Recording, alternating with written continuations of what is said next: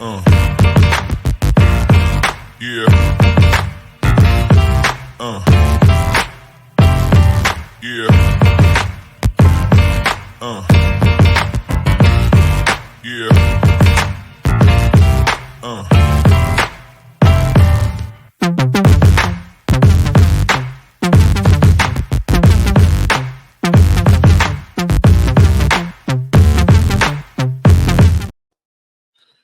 Yo, what's going on, everyone? Welcome to this week's episode of River City 93. I'm your host, as always, Elliot Barr. I'm wearing this US M&T jersey out of no correlation of what's happening tonight. Jamaica won, and I'm supporting my other national team. So it's a win for me all around, even though Saturday was meh. But joining me, as always, is my co-host, my good friend, Matt Myers. How are you doing, buddy? Doing all right. I think I got to work and grow my hair back out again since you were so impressed with Darren's flow from back in the day. I got to get my compliments from you too. Yeah, there you go. Look, I saw the video. It was real quick. It was maybe like 2 seconds. Today popped out. I was like, wait, I've seen Darren with long hair, but to see it like flow like that, I was like, oh. Yeah. Man had a good head of hair. I mean, I was trying to tell him like, one of the first years, like, hey, make a deal. You win the championship, bring the hair back. He didn't go for it. No, he didn't. I wonder if he still can. Like, I wonder if it just gets to a certain point where it's just like, it's no more. I don't know, but I think everyone would enjoy it if he has a throwback, even if it's a wig. Just bring back the throwback night. He should. Him and Rob can get his flow back for a night as well. Just be a '90s night at City Stadium. Yeah. Oh, 90s, 90s. I do remember telling Darren that he reminded me of Thanos when he first got here. Just because of like how stern his face looks. But it's probably more so Thor with the hair falling back and whatnot. But that's besides the point. Yeah. So we got a lot to talk. Well, I wouldn't say a lot to talk about. We do have some positives, some negatives to talk about. Richmond, unfortunately, did not pick up the win. We don't have a happy pod, quote unquote, as I would like to have. What are you talking about? We won on Wednesday. Yeah, well, I recorded a little short snippet on Wednesday, but yes, we did. That was a happy pod, but it wasn't with the whole crew. We haven't played a game since then, so I don't know what you're talking about. I like the selective memory. That is fine. We can always have selective memory on the show. I'm with that. Well, I know some of the kickers are hoping to have selective memory after picking up a 3-1 loss to South Georgia Tormenta. The scoreline might not be friendly to the kickers. The stat line might be in favor of the kickers, but at the end of the day, it's about the score that ends up on the scoreboard. Matt, we were talking about this before we started recording as always, but where should we start off with this game? It was the same lineup from Darren, not unchanged. We did see, however, I did pick this up from Nate. If you realize, there were 9 players on the bench. So I asked Nate about it. He confirmed it. The league made a rule this year that the home team can have 9 players on the bench. 2 of them have to be academy players, though. So I think the 2 extra players have to be academy players. So that's why Richmond had 9 on the bench versus Tormenta have 7. And that's I like I like that change. I think it makes sense if you're trying to encourage the use of youth players. I don't see why you don't just open it up for the away teams too if they want to travel their young guys. Good for them. Why not? All right. So, but take baby steps in the right direction, and we've got the guys, so you can never hurt to be able to fill out the bench a little bit further. Yeah, honestly, we do. We do have the guys. I want to start off on a positive though, and maybe we can trade positives and negatives throughout this. Because this game was a capsulation of everything that's been going in the certain direction. Kickers at the start of the season, kickers gave up an early goal. I will say this though, they responded really well, had a good spell of possession, created some dangerous chances. However, in that they didn't create their own luck by finishing those chances and gave up some questionable chances to Tormenta. Um, what was your overall feel of the game? If I I mean, I guess just right from the start, like it's almost a little bit eerie how similar those first 10 minutes of the Spokane game were to the 10 minutes on Saturday, yeah, right? Kickers go down there, get the first really good chance of the game. Arguably, maybe should have scored it, early on, and then get hit with a goal, in the fourth or fifth minute, right away. And there wasn't a ton of it. I mean, there was a really good shot by Doyle, unfortunately. Like, if you really want to pick at tiny things here and there, you probably could, but I think that's one that you just have to kind of chalk up to. Okay, we blocked a shot, it bounced right out to their guy who just laced it into the top corner from 20 plus yards out. That's going to happen a few times this season, to any team. So, uh, but then kind of a little bit back and forth, and I mean, it was just such a mirror image. My thought process was, oh no, please don't carry on with this and give up another one 15 minutes in. But then the kickers just almost got that goal in 15th minute instead. Took a pretty decent save by the Tormenta keeper to be able to keep what I think was Sierakowski out I from it. think it was. I think it was. Uh, and then after that, the game kind of settled into what it would turn into be. Yeah. But yeah, I mean, definitely patterns there, and I mean, just a little bit, kind of like what Wednesday was too. Like Christos had that one really good chance, early in the game that I can't remember if it actually hit the post or the crossbar, or if it just was really nearby it. But there's definitely a pattern developing with the starts. Yeah, there is. I asked Neil about that in the post game interview, and he was just it was weird. You could just tell there was kind of like this, not befuddled, but almost like it was no one would really be how to explain it. Like if you go look at the past three games for the kickers, from Spokane to Christos to Tormenta, it's like the first 15 minutes, the opposing team would get like this crazy good chance, lace it, and it's like you're just like I asked Neil the question of like, does it changes your gameplay? Like, does it deflate you? He was like, yeah, like honestly, like because you start off so good. Now the Tormenta game, you can argue, not argue, you can look at it and be like, it didn't start well because there was a bad pass to Pablo that he kind of laid out to throw in that created, Corner. it took him a while to try to get forward and build on that possession because I made a note about how it took Richmond a while to kind of build out and kind of get their foot on the ball because Tormenta had us blocked in for so while. But even with that, the kickers for the longest, one of the things that we knew this kickers team, like I feel like was one of the trademarks was this teams was sturdy defensively. Like they could carve out chances. They're cool with the long shots. And that's what it's been. Like it's been like, all right, we'll protect the middle of the box. And if you want to take a shot from deep, oh so well. It's just so happened that the shots from deep have been going in or creating, really good chances. And like you said, like the first goal, I really just laced that down to we deflected the first shot, and if you look at it, like there's three kickers players, and all of them are looking to see where the ball deflected to. It just so happens to bounce into the path of Connor Doyle, and he just laces it, and it goes in the back of the net. Like even so much so, like after the game, I was walking past Connor. I told him I was like, "Yo, that's a really good shot." And the Tormenta staff person mentioned the goal. He was just like, "You tried that goal in practice and have never hit it, and you just so happened to hit it in a game." And that just sums it up. Like that, a goal that he has made with him in practice, he into the game. Yeah, I mean, part of it too is being willing to to take that shot.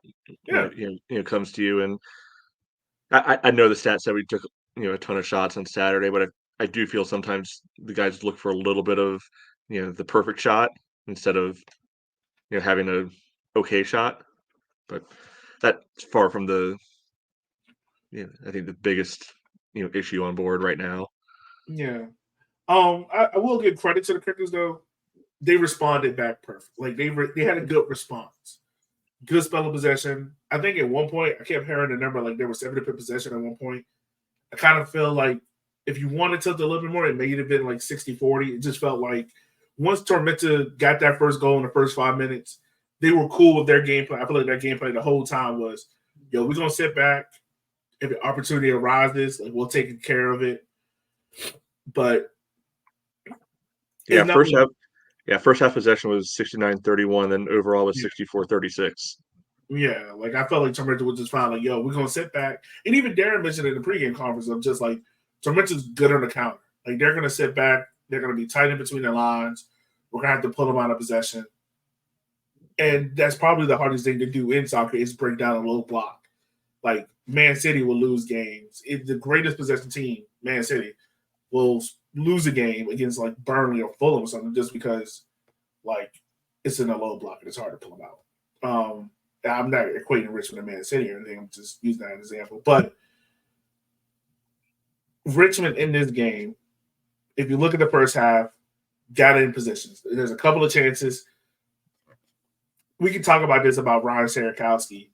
I felt like he had a couple of chances. I know there's a couple of chances that he's going to want back because I can remember that, like, I think there's at least 3 chances in the first half alone that he's in the right position, and I don't know if he gets stuck in the moment. Not I wouldn't say afraid to pull a trigger or anything like that, but just a little bit hesitant. Like you said, trying to wait for that perfect moment, or the ball doesn't land right and it messes up the chance. But I do feel like there were some good to decent chances there that he had that if he's able to take just one of those, maybe he goes in the back of the net. I don't know.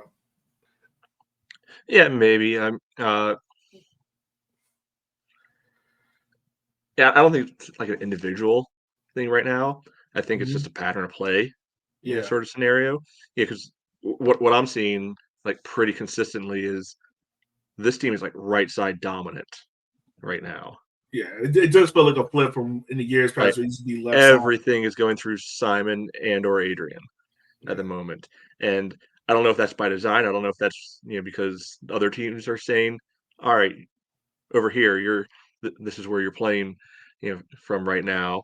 But either way, that's the way these games keep on playing out. Like the left side is, I mean, it's there a little bit, but if I had to guess without actually looking at like stats or anything like that, I'd say probably at least what 2-1, 3-1, right side to left side, attacks. I had to guess, and that I think that can play into Ryan's strength a little bit more because I think he's really a center forward at his core, and the one thing we've seen that we are good at over the last couple of years is corners, long throws, and therefore presumably we should be good at crosses, heading in crosses as well. It doesn't always perfectly play out that nice and neatly, but the theory of it seems like it should be there. But I think it's also we're just getting very, very predictable in what we do in the attack, and it can let these teams sit in because we saw the same thing on Wednesday night with Christos. Granted, vastly different talent levels, but clearly their plan was to sit deep, keep it 0-0 as long as humanly possible, and hope to steal one. Which I mean, hey, it worked for them the first time, around, and the guys, were doing the same. It was the same, kind of look.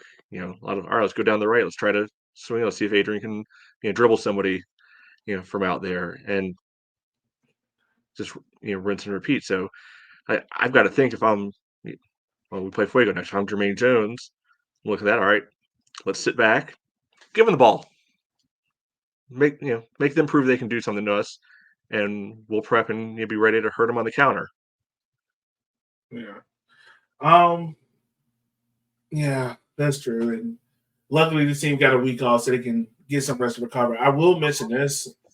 Like, there were a couple of chances that I felt like I cut out just because of it kind of felt like it was the same thing on Wednesday. A lot of players were slipping on the pitch, like miscontrolling the ball that would cut out chances. Like there was one chance in the first half, I think we were going down the middle of the field. Bill Hart looks like he's getting ready to strike it or they cut it back, and he just slips at the unopportune moment and loses the ball. Like those little turnovers there, either A, slow down possessions or, cut out chances, or B, like we lose it. And it hurts you if you're a possession based team because the main thing you want to do is control the ball in dangerous areas. But if you're losing the ball over missteps, bad touches, it really hurts you in a possessions out system. It's versus you being very direct and like, all right, if I play this ball forward, I don't have to worry about control of the ball so much versus so much of possession where you're trying to pull teams out of that little block and you need to move the ball quickly. But yeah, I mean, overall, the first half, I'm not like I guess my overall mood about this game is not so much annoyance, but there's a lot of like I can see stuff. I can see with my own eyes things working, right? Like I can see the chances created. I can see us getting on the end of these good chances that we're creating. It's just like the finishing is lacking. But also in that, like I said before, like we're creating luck for the other team. It's so much so if you go look at the second goal because like I knew in my head. I don't think we created luck for them on that one. Turnbridge created, his own luck and just absolutely made our team look like, like U15s out there. Well, like I said, like on the second goal, I get under like the second goal I can understand the complete annoyance so much so because I think even one point I looked at Darren on the goal. And it was funny because Darren's just like looking out there like you can just see his whole head drop. But if you're Simon, look, we praise Simon, but Simon's one of the players like I hold him to a high standard because we know the abilities of him. But you can't lose the ball from a guy that's trailing behind you and then get bodied by the same guy or in the same play. Like you got to pick one. And then Neil picked up the yellow card earlier, which means Neil couldn't foul the guy because if he did, he's getting a red and getting sent off, and that's ball carrying distributor there. So he can't foul there, which I get. The next part of it, the next phase of this play, I don't understand what anyone is doing. I don't understand Zaka standing like a crossing guard. Yeah, it was literally looked like Matador defense. Yeah, like he was just like, die. Like, gotcha. Like, I don't like Zaka. Like, if there's any time for you to pick up that yellow, it's there. Right. Hip check a dude. Yeah. Like, if there's any time I need you to clean someone out, that's the time. And then Dak and Griffin, I feel like get caught in no man's land. Like, there's a weird miscommunication there. Maxie as well. And it just breaks it. There's nothing Pablo can do. No, on that, not at all. Like, because all three goals, and I will defend Pablo. Like we made jokes on Pablo in the past, but in all three goals given up in this game, I feel like there's nothing really Pablo can do. I would agree with that. Yeah. Like it's not on Pablo positioning or saving or anything like that. Like they're just. I feel like chances 1-on-1 with the goalkeeper are like a rocket. Like the first goal. Mm-hmm. It comes down to it. But the second goal. No, I think that's all fair. Yeah, the second goal, I feel like that's something Darren is really going to hone in on with these guys and look like, we can't. If teams are going to score, it's going to be via how the first goal happened. The second goal is inexcusable because it's just bad defending. It's bad defending. Yeah, we probably named half the team. In that sequence. Probably so. Right there. Well, mostly the defense. You had the right back, the center defensive mid, both center backs and the left back. Right, and great Simon. Getting forward, like okay, you get body, then foul right away. Neil, don't. That was a bad yellow card to take early on because it was right around midfield, and he just decides to grab a guy early on. I'm like, what are you doing? Like I didn't think it was going to directly impact a goal later on, but like you got to be a little smarter when you take your yellows. and everything. We talked about the Zaka thing, and yeah, I feel a little bit bad for Griffin because I think when you watch the replay, he looks the worst, on it because the guy just runs right behind and past him, and it looks like he's ball watching, which I mean he was, uh, but I think there's a lot of weird communication or lack thereof going on, in there, and yeah, he basically got the posterized version of it because like all those NBA posters, it's usually not the guy getting dunked on's fault. He's usually the guy trying to come over and cover for somebody who Yeah, didn't play defense, but he's the one who looks bad. yeah, he does. Like, do you think he's trying to like time the offsides trap? But I if he honestly just does, it I looks I, I it looks couldn't figure out what on earth the thought process was going on there. I don't know. I don't know. I'm going to chalk it up to he's 17. Yeah, honestly. And I mean, look, this is a kid that's like you tweeted out there, like, I'm hoping the kickers can convince him to sign a pro contract because he's been fantastic so far. Like, Yeah. I might need to walk it back a little past fantastic because of what we just talked oh about. yeah, But right. But for a he's been good. 17-year-old, like, Yeah. every Yeah. On a curve. Yes. yeah, on the curve. One bad play out of so far, I think he's played with a combined 270 minutes. He got subbed off this game for Cole. Okay, So maybe like maybe like 250. 240, something like that. Yeah, 240, 250. Like he's done good. Like he's done good. I'm surprised Yeah. when I thought he truly was like a midfielder, but seeing him back there at center back, he's been good. He's been really Yeah. good. Another surprising thing that I want to get your opinion on: Nick Simmons, Arthur Boschwa. Nick Simmons started this game as striker. I don't. How would you rate his performance? Because I felt like I mean, granted, he didn't get any really clear chances. I meant to ask Darren this during the press game. What was the thought process between starting Simmons over Boschwa in this game? Because it seemed like when Boschwa came on, he, got out and he created a chance. He had like two dangerous headers that could have been in the back of the net. Like if there's any other goalkeeper, yeah, he definitely scores a goal. But what do you think Darren's thought process there is bringing Simmons on, starting with Simmons and then bringing Boschwa on? I mean, I think it was probably just rotation because Yeah. Wednesday Arthur started and Nick came off, the bench. So I mean, that's my best guess on the rationale.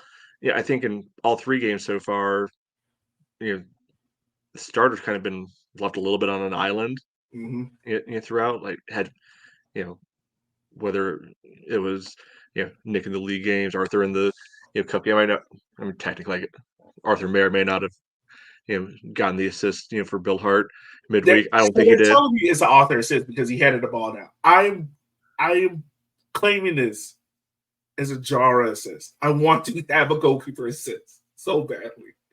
Yeah, I couldn't tell which one of them headed it, so whichever way you want to do it's fine with me. Cool.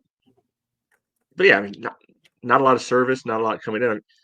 Yeah. How many times over the years have we you kind of whined about Emmy having to drop so deep in the midfield to see the ball at times. Yeah. Like I think it's a little bit of a function of just how the team is set up, to play, and then when we get a little more desperate, start playing a little bit more direct. Personally, I would love to see an opportunity to see them both in there together, kind of do a little bit of a twin tower sort of thing, like make the center backs decide, all right, you want to try to man somebody up, cool, that will maybe open up somebody else to be able to run around a little bit in there. I think Ryan could slip into one of those spots as well. He's a big dude too, and mix it up that way because like I was saying earlier, a lot of our best stuff is still the little bit more kind of direct hoofball style of play. Yeah. Corners, long throws, balls over the top, and everything. Like I can understand the desire for possession, uh, but I definitely understand the desire for run with things that work.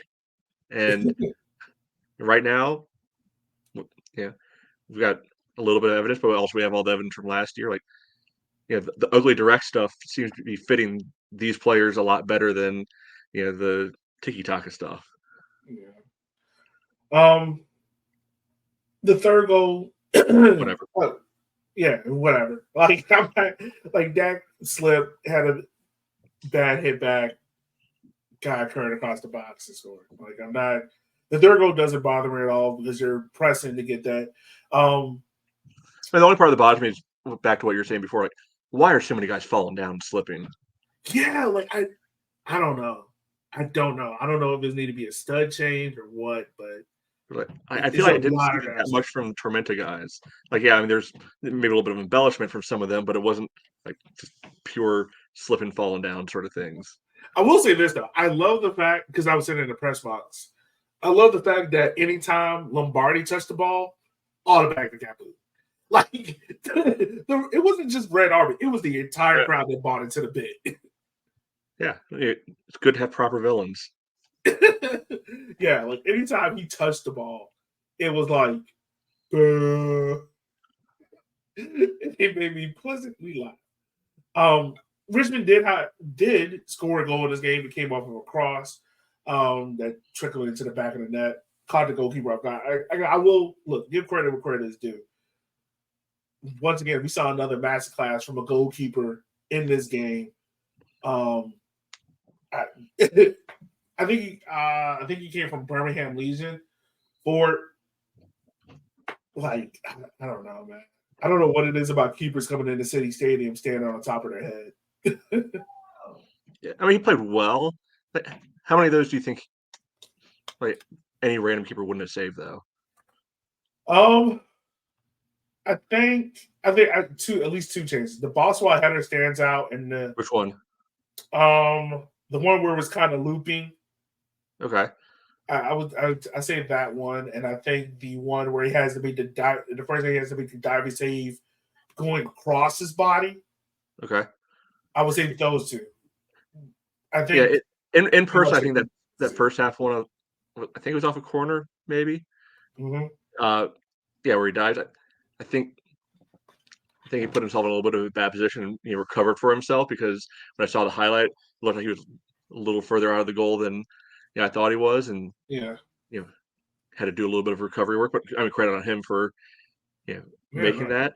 I feel like that Boschwa header you're talking about, good save, but also one I think where if he didn't save it, might be asking a question or two of him at the same time. So, like, I'm not trying to discredit him at all, but I think the finishing needs to be crisper. Like, Yeah. a lot of stuff going straight to keepers. Yeah. No. Honestly, I feel like that's if you want to sum this game up into like two things, really, like I say probably like miss slips and finishing.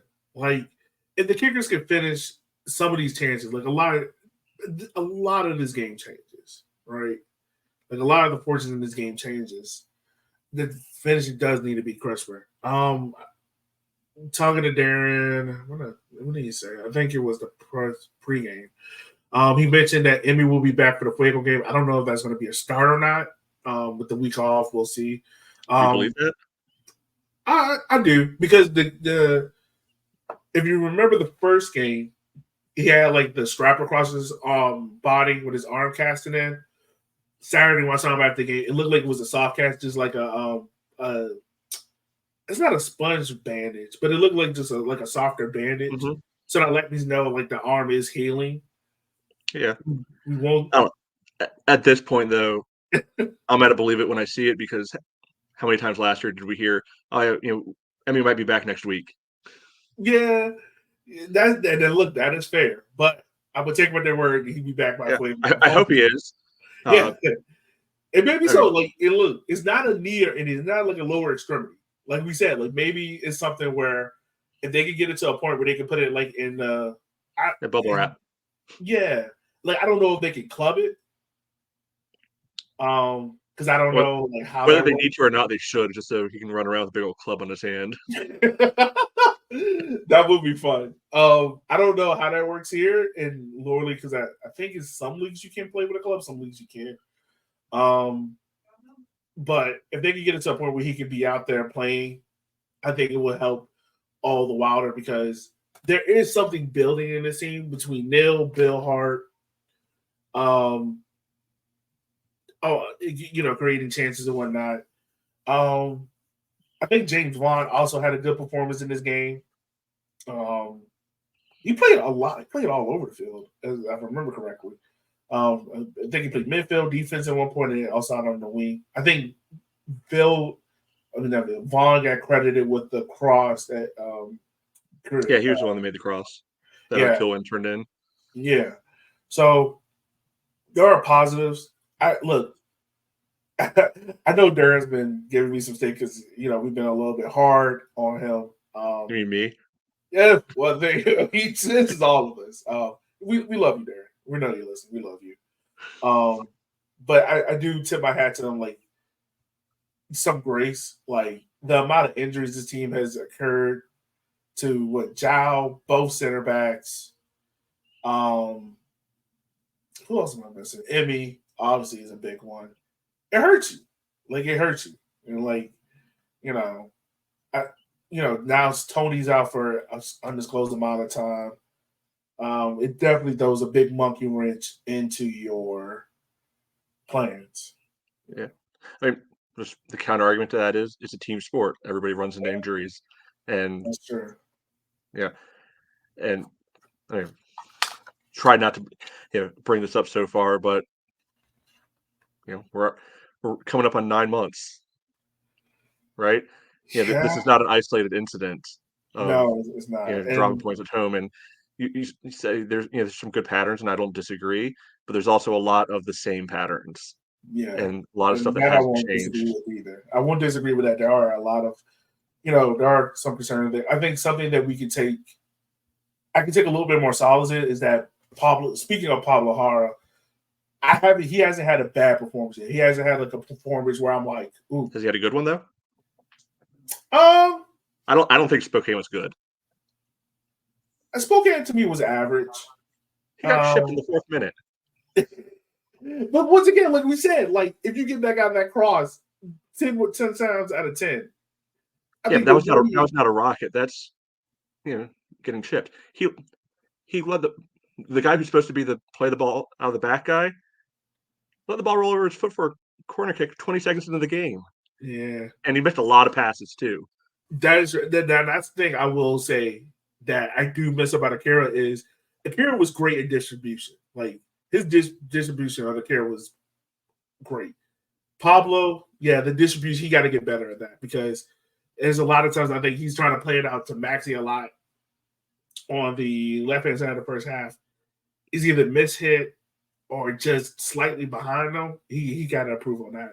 I think that's something Darren's going to definitely work on this week with Pablo. But overall, I think the saves and whatnot, like the goals given up, I don't blame him for. In this game, he made some good saves. The Christos Spokane wasn't really tested, but the distribution of Pablo, I think, does need to improve. But yeah, we'll see. Also, matter of fact, I want to do a quick youth update because there's really not much more to talk about. It's a Tormenta game. In a youth update, I think it's the under 20 team. They had Landon Johnson, Gabe Cox in it. Noah was there. Yeah, Noah was there as well with the USL Academy. Got to the final. I believe they played. Was it Indy 11? Yeah, it was Indy 11. Lost 1-0 there, but they had a good tournament there. Landon scored some goals and whatnot. So that's positive to see that the youth came back from the tournament. Connor was coaching them down there.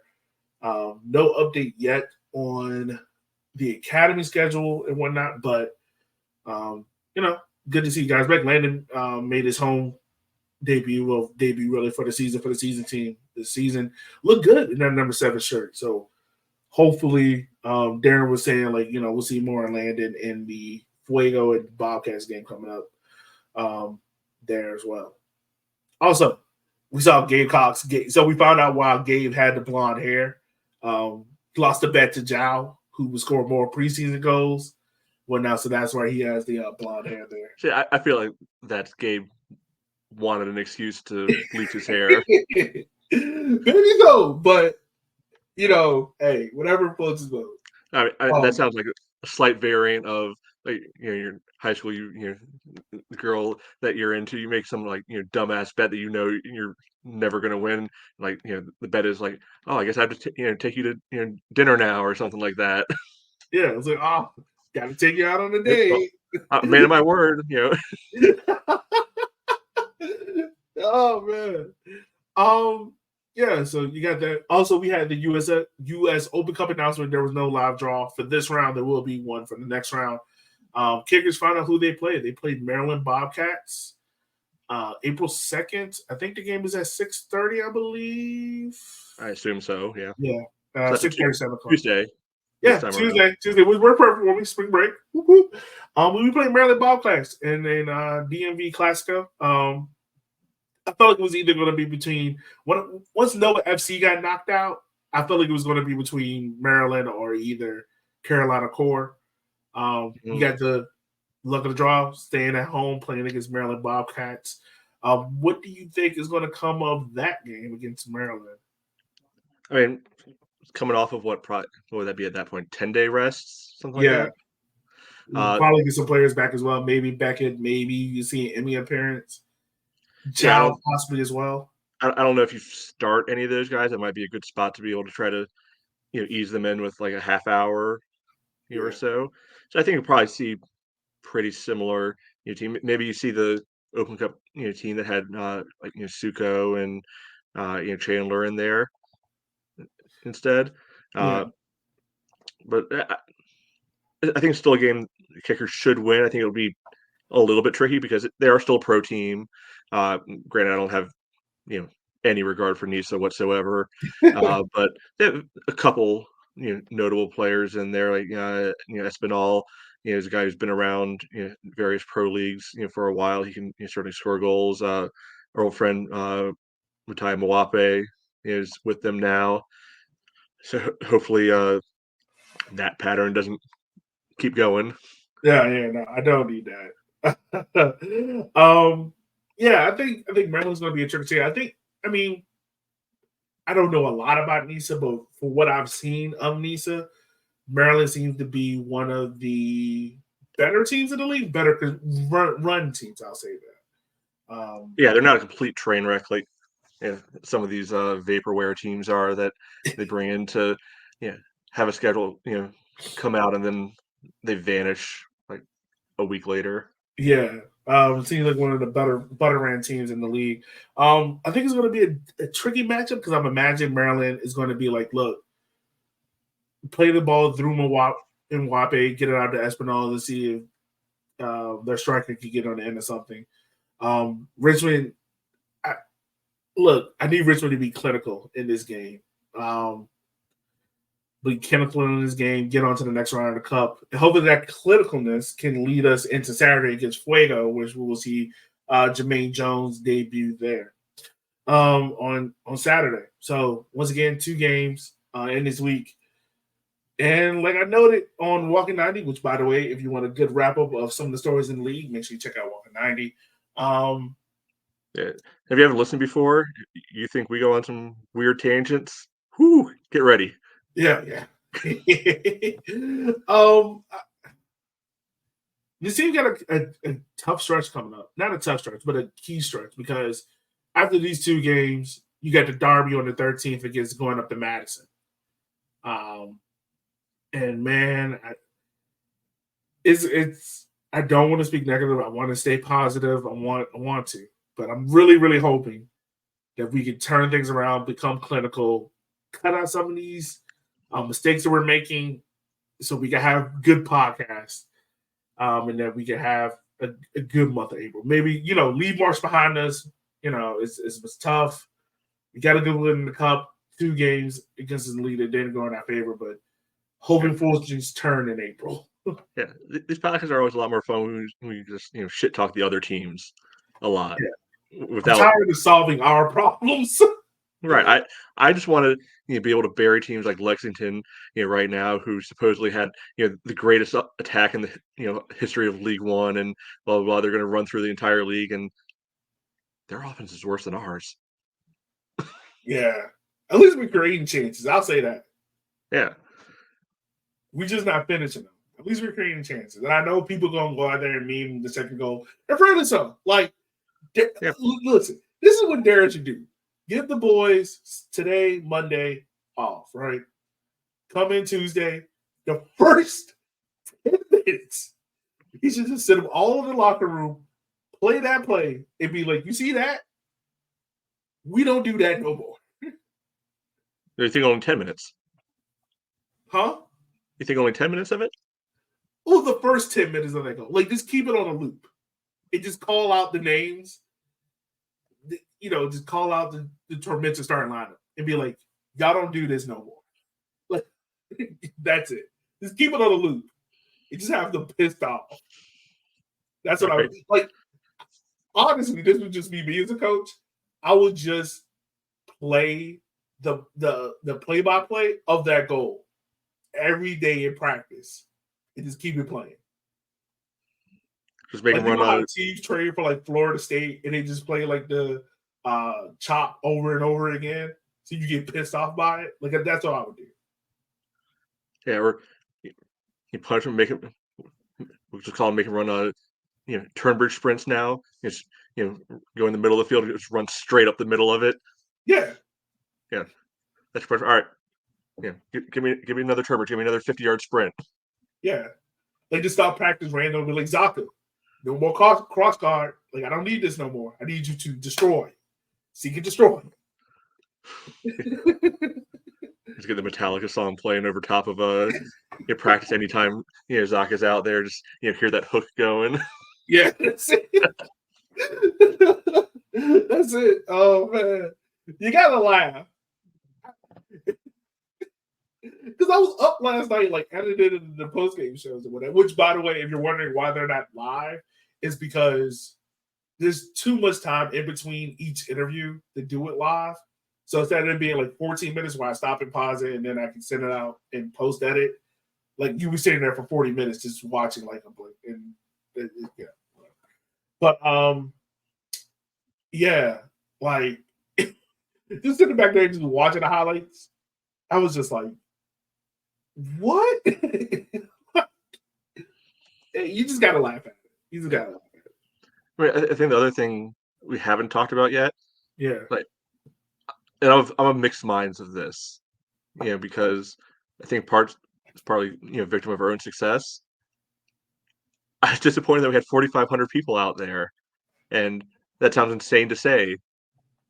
And I realize it sounds insane to say, but and yes, there was crap weather earlier in the day and it was just a little bit cold, but I think expectations have risen to the point that 4,500 feels bad, and I think that's great. That feels bad.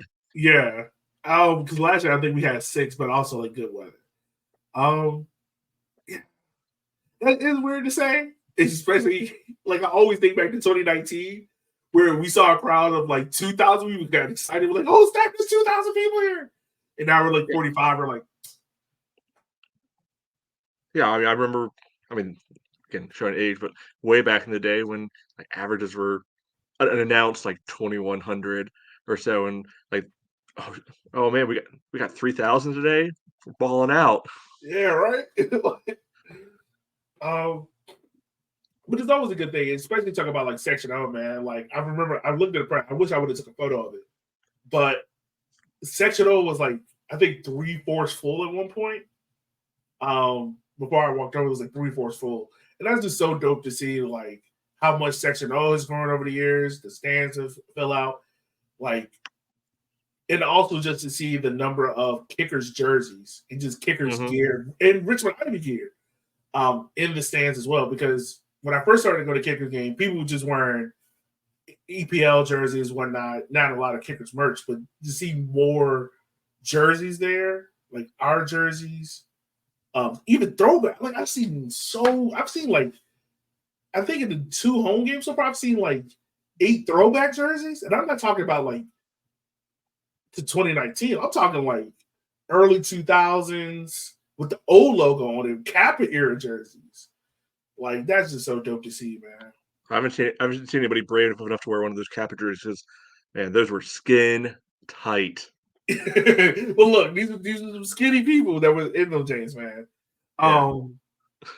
Yeah, and also, man, I would say it's dope because we've been doing the show for 6 years, and honestly, it didn't dawn on me until I recorded on Wednesday. Like, this is actually our 201st episode, and it's always so weird to me that because I do the pregame walk through the stadium on Instagram Live, and one fan stopped me. He was like, "Yo, I love your show. Like, I listen to it every time I can." And it's just, I have to keep reminding myself, like, yo, there's actually are people that listen to this show, because I just be like, I'm not famous. They might actually think we know what we're talking about too. Right. A little scary. You're right. And if we're doing the show for 6 years to have 200 episodes, I think like we're averaging like 70 plus listeners, not just from Richmond, from all over.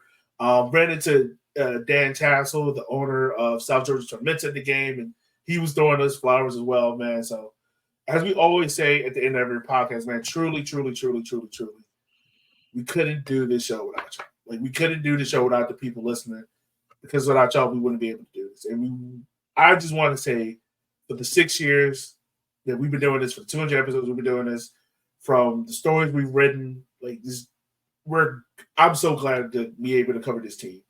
And even though this team is going through a dark, cloudy moment right now, they will come past it.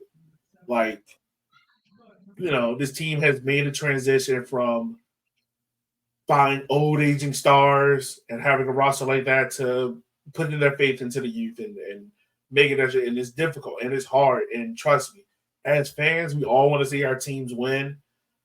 But first and foremost, I want to have a team that I can see on the field. And if this means that this is a way how I can keep this team on the field, especially in lower division soccer here in the United States, which is, we've seen teams fold overnight. Like, we just got finished talking about Nisa. And I gotta go check the numbers. I think Darren threw it under, like, since the mid 2000s, like something like 149 teams in lower division soccer have folded over the years. It's a lot. Yeah, it is. And look, we talk about it before here, and Richmond came very close to closing their doors in 2018. Like, so if playing the kids and developing in that system where it keeps the club healthy and be profitable and, on the field is the most important thing, then so be it. Like, yeah, the results suck. None of us wants to be doing this. We want happy podcasts. The players want to be winning games and whatnot. But I just go back and just think to those moments, like on Saturday, right? The players just lost the game. I'm pretty sure the last thing they want to do is be walking past supporters that are upset that they watched another whole loss in the league. But even within that, like those 5 minutes, man, like it means everything to Section O, that the players come by and walk by. We're encouraging them. We know how difficult it is on them and how hard it is. And to see them walk by and see the smiles on their faces and see the players that these guys coach, because these guys aren't, multimillionaires. These guys are getting paid less than me, and I'm a teacher, so that lets you know how bad they're getting paid.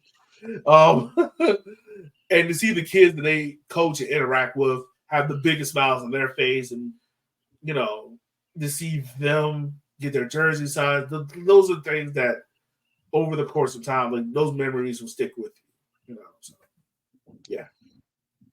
I'm trying to end the pod on a positive note, and I hope I brought a smile to somebody's face by saying that. Little monologue. I don't even know how you follow that up.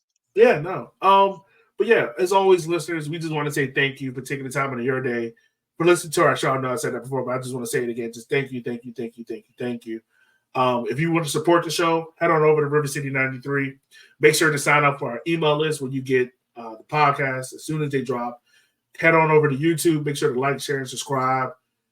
We're doing a lot of content. Trust me, we couldn't do it without y'all.